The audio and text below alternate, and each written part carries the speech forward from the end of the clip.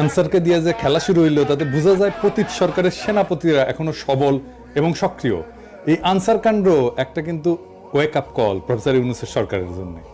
সরকারের সব স্তরে হাসিনার লোকজনদের না বাইর করে দিলে এই অনিশ্চয়তা এবং স্থবিরতা কাটবে না।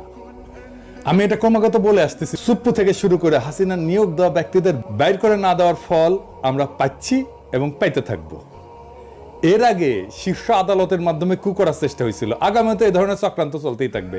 কেউ যদি মনে করে থাকেন পরাজিত ফ্যাসিস্টরা এবং তাদের প্রভু ভারত সবকিছু মেনে নিয়ে বসে থাকবে, তাহলে কিন্তু বোকার স্বর্গে বাস করিচ্ছেন। ওদের ফেলে যাওয়া জঞ্জালগুলো সমূলে সাফ করে। ছাত্ররা আনসার কাণ্ড ব্যর্থ করে দিচ্ছে, কিন্তু ছাত্রদের ডাকতে হবে কেন? পুলিশ আছে না, বিজিবি আছে না, আর্মি আছে না? ছাত্ররা কি ছাত্রলীগ না মাস্তান যে এরা এই শেষ পিটাবে সবাইকে আর সবাই ঠান্ডা থাকবে? এটা কোনো প্রসেস হইলো? আনসার অনেক আগে থেকে প্রস্তুতি নিতেছে, আমরা সবাই জানি। আর স্বরাষ্ট্র উপদেষ্টা লেজ মলতেছে বসে বসে। ওই যে দেখেন স্বরাষ্ট্র উপদেষ্টা মালদারে দেখেন কেমনে কথা কয়। 3 উপদেষ্টা এবং অন্যান্য যারা সহকর্মী সবার সাথে আলোচনা করে আমরা একটা সিদ্ধান্ত উপনীত হয়েছি, এখন থেকে রেস্ট প্রথা থাকবে না আনসারে।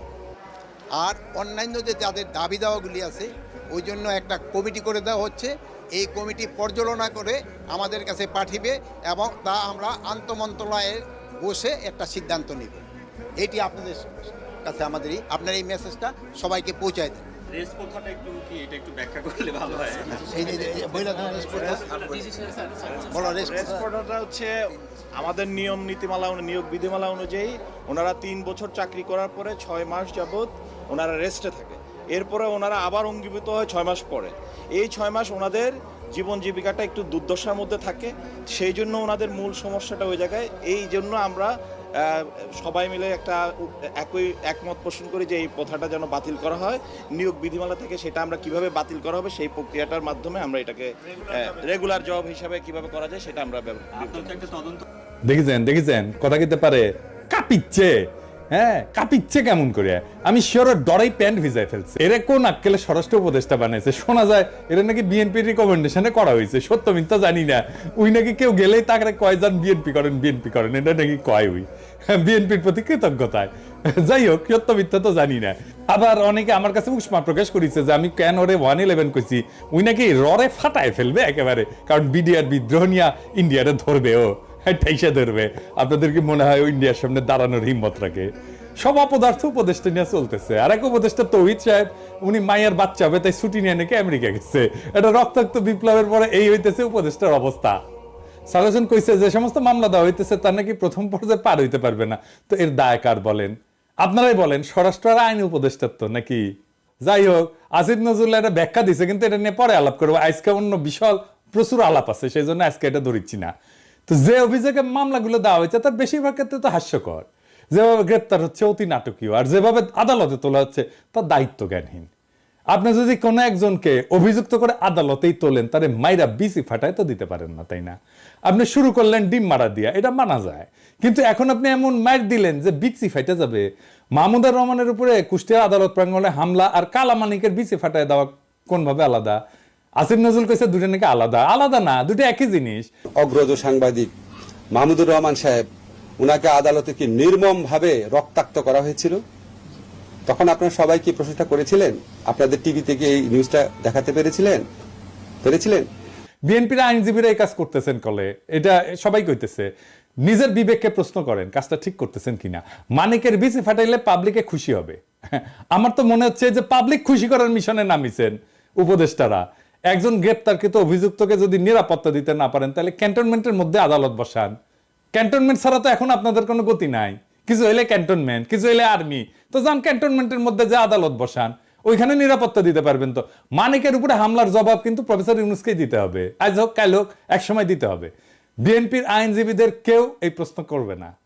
প্রফেসর ইউনূসকে এমন একটা বিব্রতকর প্রশ্নের মুখে ঠেলে দেওয়া কার স্বার্থে, কার উপকার করবে? মনে রাখেন, উনি যে আছেন এই জন্য ওয়েস্টকে আমাদের ব্যাপারে হোস্টাইল করতে পারতেছেন ইন্ডিয়া। উনারা আজাইরা বিব্রতকর পরিস্থিতিতে ফেলেন না, উনারা বিব্রতকর পরিস্থিতিতে ফেলবে ইন্ডিয়ান লেসপেন্সারেরা। আপনি যদি ইন্ডিয়ান লেসপেন্সারদের জন্য দেওয়া প্রভুপাদ উপাধি পাইতে চান, সেটা অবশ্য আলাদা কথা। তো প্রফেসর ইউনূসের ডিপেন্ড করলাম, এবার ওনারা এটা ধরি না, কি কন আর ধরি। স্যার আপনি যে জাউরার লগে দেখা করছেন, এই যে ইন্ডিয়ান হাই কমিশনার, আমি খুব মাইন্ড করেছি। আপনার কেউ নিশ্চয়ই বলে যে পিনাকি হুদাই মুখ খারাপ করে। হ্যাঁ, দেখেছেন কি টাইটেল করেছে, দেখেছেন পত্রিকার নিউজে দেখেছেন? হ্যাঁ, এই টাইটেল যদি সত্যি না হয় তাহলে আপনার দপ্তর থেকে প্রতিবাদ পাঠাবেন, আর যদি সত্য হয় তাহলে আপনাকে জবাব দিতে হবে কেন ইন্ডিয়ার কাছে আপনি সাহায্য চাইছেন। প্রণয় ভার্মার লগে আপনার দেখা করতে হবে কেন? সৌজন্য, হ্যাঁ, ওই যে কইছে সৌজন্য সাক্ষাৎ, তো ও সৌজন্য দেখাইছে আপনারে স্যার? কি কন?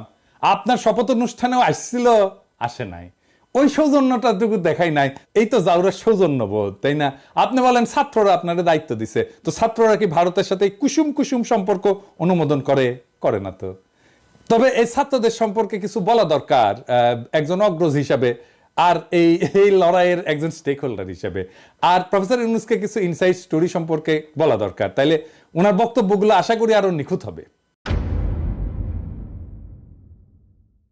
এই বিপ্লবটা স্যার ছাত্ররা শুধু একা করে নাই। ছাত্ররা লড়াইয়ের স্পিয়ার হেড ছিল, মানে যারা রাজনীতির ভাষায় বলে ভ্যানগার্ড, মানে কমিউনিস্টরা কয় আর কি ভ্যানগার্ড, বর্ষার ফলার মতো আর কি। বর্ষার ফলা কিন্তু একা কিছু না, এটা অকার্যকর অস্ত্র বা সামান্য কার্যকর অস্ত্র। আর পিসের লাঠিটাও একা কিছু না, সামান্য কার্যকর অস্ত্র, কিন্তু দুইটা একসাথে এটা কার্যকর অস্ত্র হয়ে ওঠে। তো বর্ষার ফলাটা হইতেছে ছাত্ররা, আর জনতা হইতেছে পিসের লাঠিটা। ছাত্রদের সাথে জনতাও নামছিল, ব্যাপকভাবে নামছিল।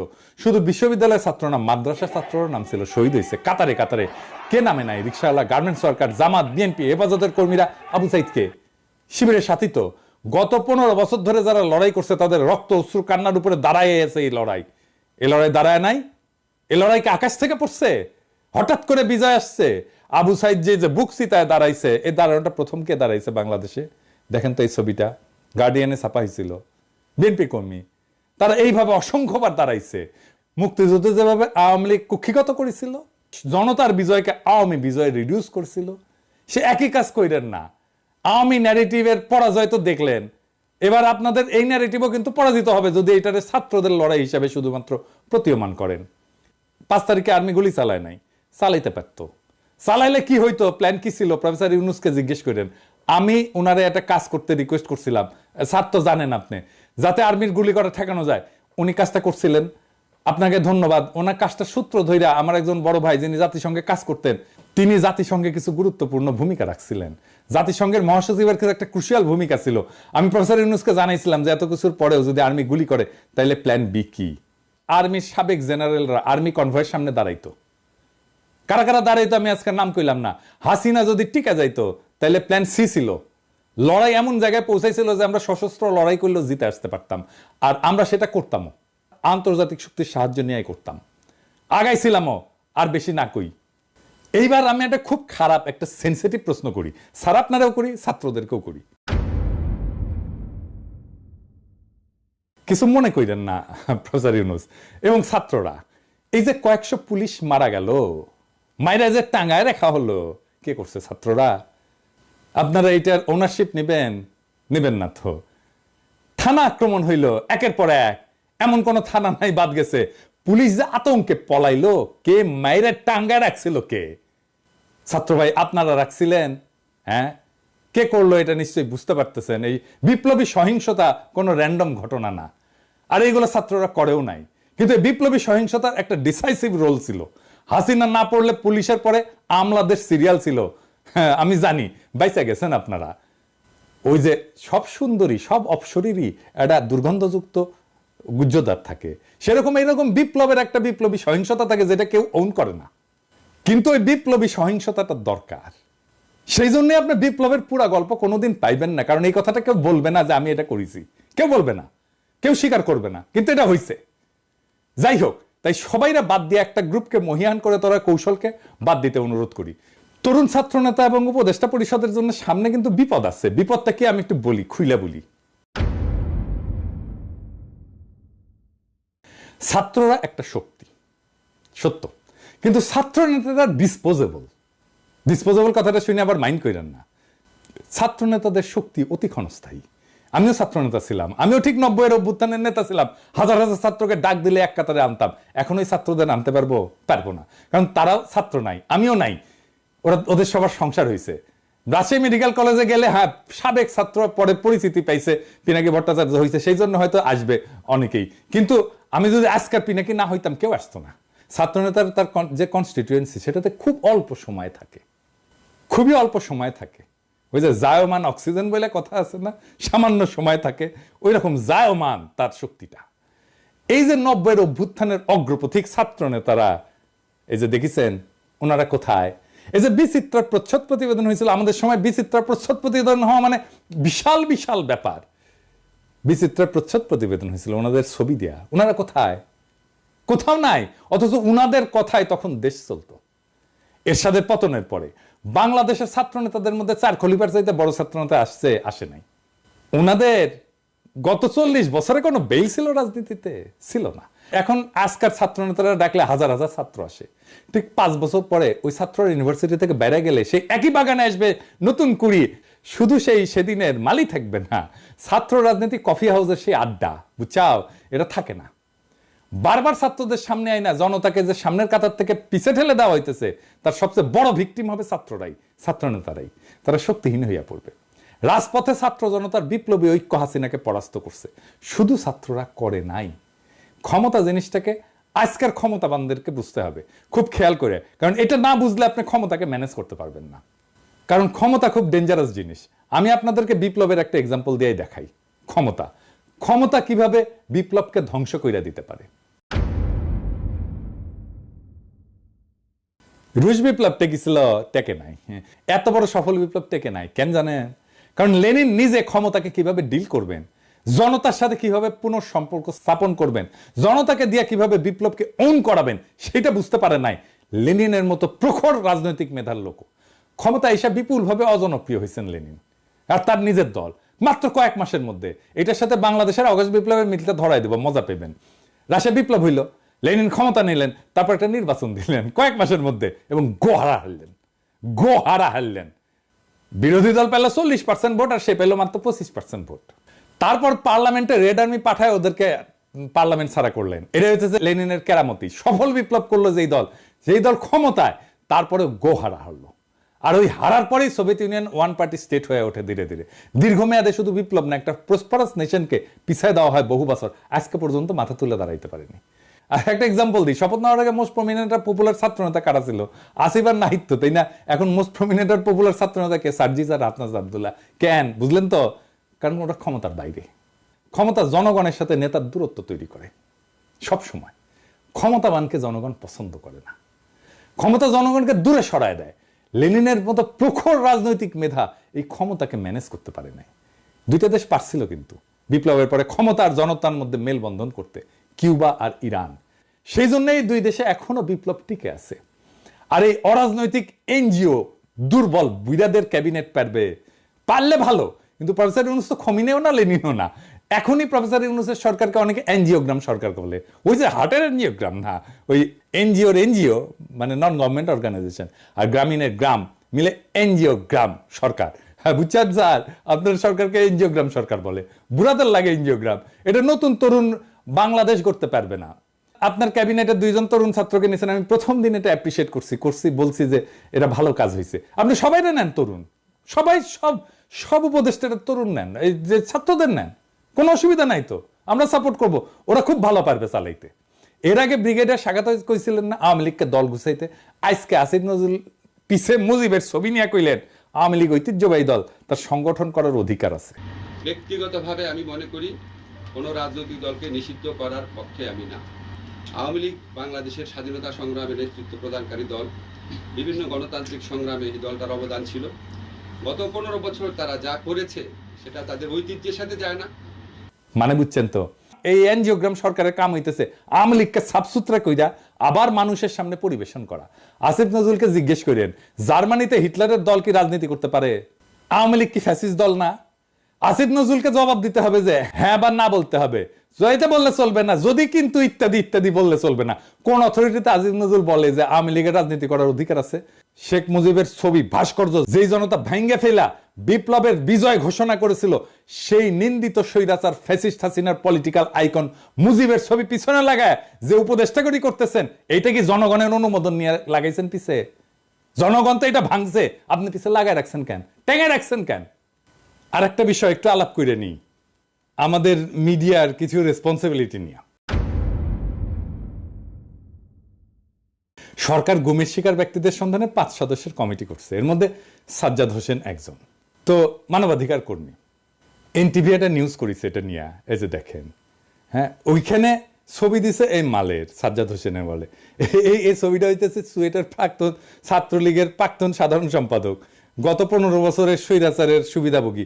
তো আপনি সাজ্জাদ হোসেনকে চিনেন না? সে একজন মানবাধিকার কর্মী, আমাদের কলিগ তো, আমাদের সহকর্মী তো, তার সাথে কাজ করেছি তো। আপনি সে একজনের জায়গায় আরেকজনের ছবি দিয়ে দিবেন আর হাউকাও লেগে যাবে বিভিন্ন জায়গায়। আমার কাছে কতজন পাঠাইছে, এই যে দেখেন এই লোক গুমের ইয়ে হয়েছে। আরে না রে ভাই, এই লোক তো হয় নাই। হুদাই আপনি কি সাংবাদিক নিয়ে রাখছেন এনটিভিতে এই সমস্ত আউল ফাউল?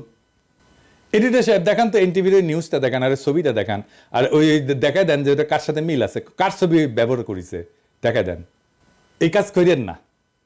যাই হোক, আর এটা ইস্যু নিয়ে প্রফেসর ইউনূসের আমি নজর কামনা করছি। আসেন এটা আলাপ করি। হাজার হাজার আহত জনতা ছাত্র কাতরাইতেছেন। আপনি বলছিলেন না এদের চিকিৎসা ব্যবস্থা করবেন, আর তালিকা করতে পারলেন না আহত নিহতদের। আপনার উপদেষ্টাদের তো জানাই নাই কেমনে দেশ চলে, কিভাবে দেশটা ফাংশন করে, কয় হাজার আহত, 10,000 20,000, তালিকা করতে পারেন না এতদিনে। একটা হসপিটালে তো গেছে সে, তাই না? যে কোনো হসপিটালে যে কোনো আহত রোগীর একটা আলাদা ডেটাবেস থাকে, ওটা পুলিশ কেস বলে, এটা লাল সিল দেওয়া থাকে, ইনকা করে ঠাকাস করে মেরা দেয়। তো এই পুলিশ কেসগুলোর তথ্য নিয়ে রোড ট্রাফিক অ্যাক্সিডেন্ট, সাপে কাটা আর বিষ খাওয়া, এই 3 ধরনের রোগী যদি বাদ দেন 18 জুলাই থেকে 5 আগস্টের, তাহলে আহতদের পূর্ণাঙ্গ তালিকা পেয়ে যাবেন। ওখানে ঠিকানাও থাকে, ফোন নাম্বারও থাকে। 1 সপ্তাহের কাজ, আর একটু ভ্যালিডেট করে 1 সপ্তাহ, ম্যাক্সিমাম 1 সপ্তাহের কাজ। দেশ কেমনে চলে এটা জানেই না, এইগুলারে আপনি উপদেশটা বানাইছেন তো বানাইছেন, বানান ছাত্রদের বানাইতেন, সবগুলোই ছাত্র নিতেন, খুব ভালো কাজ করবে। আমি প্রথমে 2 জন ছাত্র বানাইছিলেন উপদেশটা, আমি কইছিলাম এটা ভালো কাজ করেছেন, আর সবগুলোরে নিতেন ছাত্র, কোনো সমস্যা ছিল না তো। যাই হোক, এই আলাপে শুধু ছাত্র না, ছাত্র জনতার এই বিপ্লবের অংশগ্রহণ নিয়ে কথা বলছি। তো আমি শহীদদের নিয়ে এপিসোডে মাঝে মাঝে শেষ করতাম। আজকে আমি যারা নিয়ে কথা বলবো সে শহীদ কিনা জানি না, কিন্তু এই আন্দোলনে সে একজন নিখোঁজ ব্যক্তি। আসেন তারে নিয়ে একটু কথা বলি। ইয়াসিন আরাফাত একজন দরিদ্র শ্রমিক, রাজধানীর ঢাকার কুড়িল এলাকায় ইঞ্জিন মেকানিক হিসেবে কাজ করতেন। একই এলাকায় ফুচকা বিক্রি করতেন বাবা আবুল কালাম। গত 18 জুলাই বিকেল ইয়াসিন আরাফাত বাবাকে ফোন দিয়ে বলে, বাবা আমি খুব বিপদে আছি। এরপর ফোনের লাইন কেটে যায়। ওই ঘটনার 1 মাস পার হলেও ছেলের সন্ধান পাননি আবুল কালাম। সন্তানের খোঁজে বিভিন্ন জায়গায় ঘুরে বেড়াচ্ছেন। অন্যদিকে নিখোঁজ থাকার পর অনেকে ফিরতে শুরু করেছেন পরিবারের কাছে, কিন্তু ইয়াসিন আরাফাত ফেরেনি। কেউ তার খোঁজ নেয়নি, কেউ ফেসবুকে লেখেনি, তাকে নিয়ে কোনো পত্রিকা স্টোরি করেনি। করবে কেন? সে তো আর এলিট না, নিতান্তই সাধারণ শ্রমিক, যারা কোনো প্রতিদানের আশা ছাড়াই লড়াইয়ের মাঠে নেমেছিল। কোনো কোটা না, কোনো চাকরির ন্যায্যতা না, নিতান্তই সে হাসিনার নির্মম শাসনের বিরুদ্ধে, ছাত্রদের উপরে চলা নির্মম ফ্যাসিস্টের আক্রমণে বিক্ষুব্ধ হয়ে পথে নেমেছিল। সম্ভবত তার জীবনটাও দিয়ে দিয়েছে। তারপরে বেওয়ারিশ লাশ হয়ে কোথাও দাফন হয়ে মাটিতে মিশে গেছে এতদিনে। তার বাবা কাঁদতে কাঁদতে ছেলেকে খুঁজছে। তার কান্নাও একদিন শুকিয়ে যাবে। বিপ্লবের এমন অসংখ্য শহীদ অগোচরে থেকে যাবে। এইসব জানা অজানা অসংখ্য শহীদদের রক্ত মারিয়ে যারা ক্ষমতার মসনদে বসলেন, তারা এই ফ্যাসিস্টকে সাফসুতরো করে আবার আমাদের পরিবেশন করবেন। হাসিনার অনুগতদের দিয়ে প্রশাসন চালাবেন। পিছনে ফ্যাসিস্টের আইকনের ছবি ঝুলিয়ে একটুও গ্লানিতে ভুগবেন না। ইয়াসিন আরাফাতের বাবা আবুল কালামের জীবনটা এক অসীম দুঃখে ডুবে গেছে। প্রত্যেকদিন সকালে হয়তো তিনি ঢাকার কুড়িলে যান, যেখানে একসময় তার ছেলে ইয়াসিন আরাফাত কাজ করত। পুরনো স্মৃতির টানে তিনি প্রতিদিন সেখানে যান, যেন অলৌকিকভাবে ছেলেকে দেখতে পাবেন হঠাৎ। কিন্তু ইয়াসিন আরাফাত ফেরে না, আর কোনোদিন সে ফিরবে না। আবুল কালামের চোখের পানির কোনো শেষ নেই। সেই জন্যই তিনি কাঁদেন, অবিরাম কাঁদেন। তিনি জানেন যে তার কান্না কখনোই শেষ হবে না। প্রত্যেকটা দিন তাকে মনে করিয়ে দেয় তার ছেলে আর মেয়ে। কিন্তু তবুও তিনি আশা ছাড়েন না। ছেলের খবর পাওয়ার আশায় দিন রাত কাটান। এদিকে ক্ষমতার খেলার মঞ্চে এই সাধারণ শ্রমিকের আত্মত্যাগ কোথাও স্থান পায় না। অন্যদের মতো ইয়াসিনেরও কোনো স্বীকৃতি নেই। তার জীবনটা যেন একটা নিষ্ফল স্বপ্নের মতো। তার বাবা আবুল কালাম নিজের চোখের জল দিয়ে সেই স্বপ্নকে কবর দিয়ে যাচ্ছেন প্রত্যেক দিন। কিন্তু এই নিঃশব্দ কান্নার মধ্যেও আরেকটি আগামী বিপ্লবের বীজ রোপিত হয়েছে। ইয়াসিন আরাফাতের রক্তের ফোঁটাগুলো সেই বীজের জন্যে জল হয়ে থাকবে। হয়তো একদিন, অনেক অনেক দিন পর, এই রক্তের রঙে রঙিন হয়ে, এই রক্তের রঙে রঙিন হবে নতুন একটা ভোর। ইয়াসিনের মতো অজানা শহীদদের রক্তেই ফুটে উঠবে সেই ভোর, যা সত্যিকার স্বাধীনতার আলোকে আলোকিত। ততদিন পর্যন্ত আবুল কালামের চোখে থাকা আশা হয়তো ম্লান হবে না, কারণ তার ছেলের আত্মত্যাগ সেই দিনের বিপ্লবীরা ঠিকই স্মরণ করবে, যে বিপ্লব এক এলিটের হাত থেকে আর এক এলিটের হাতে ক্ষমতা হস্তান্তর করবে না। এভাবেই অগণিত শহীদের আত্মত্যাগ একদিন ইতিহাসের পাতা জুড়ে লেখা হবে। আর তখনই হয়তো আবুল কালামের চোখের জল একটু থামবে এবং তিনি জানবেন যে তার ছেলে কোনো অচেনা ইতিহাসে হারিয়ে যায়নি, বরং সেই ইতিহাসের অংশ হয়ে বেঁচে আছে। ইনকিলাব জিন্দাবাদ।